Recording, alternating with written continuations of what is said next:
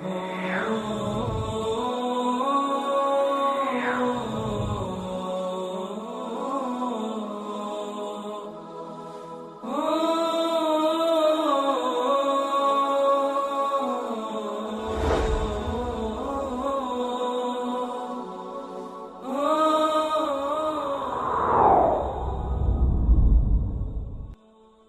इब्राहीम की नस्ल से थे और बेशक अल्लाह की तरफ से उन्हें इस मकसद के तहत परवान चढ़ाया गया कि लोगों को बुत परस्ती से निकाला जाए।